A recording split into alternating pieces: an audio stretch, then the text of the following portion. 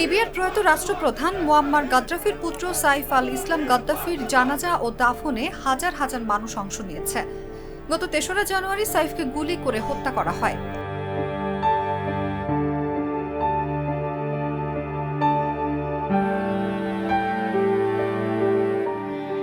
শুক্রবার লিবিয়ার বানি ওয়ালিদ শহরে তার দাফন সম্পন্ন হয়েছে।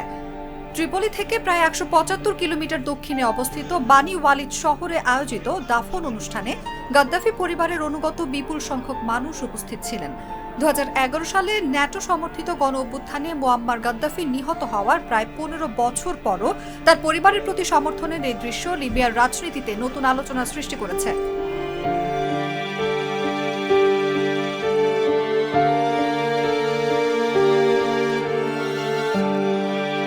সাইফ আল ইসলাম গাদ্দাফি মঙ্গলবার উত্তর পশ্চিমাঞ্চলীয় শহর জিনতানে নিজ বাসভবনে নিহত হন। তার কার্যালয়ের পক্ষ থেকে জানানো হয়, ৪ জন অজ্ঞাত বন্দুকধারী তার বাড়িতে প্রবেশ করলে তাদের সঙ্গে সরাসরি সংঘর্ষে তিনি গুলিবিদ্ধ হয়ে মারা যান।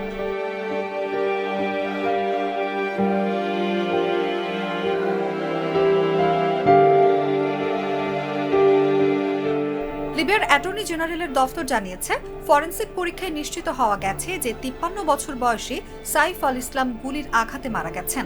ঘটনার সঙ্গে জড়িতদের শনাক্তে তদন্ত চলছে।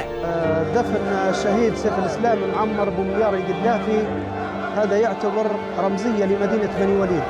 احنا جينا هنا من أجل أن نرافق حبيبنا وغالينا وابن قائدنا. একসময় সাইফ আল ইসলামকে তার বাবার সম্ভাব্য উত্তরসূরি হিসেবে দেখা হতো।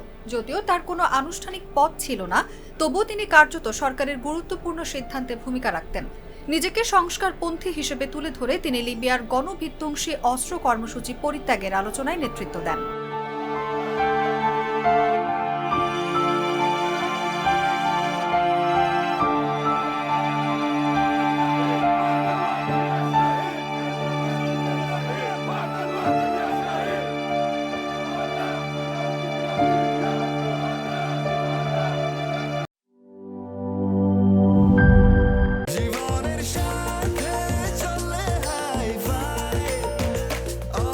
স্বাস্থ্যকর অল টাইম, সব সময় অল টাইম হেলদি লাইফ।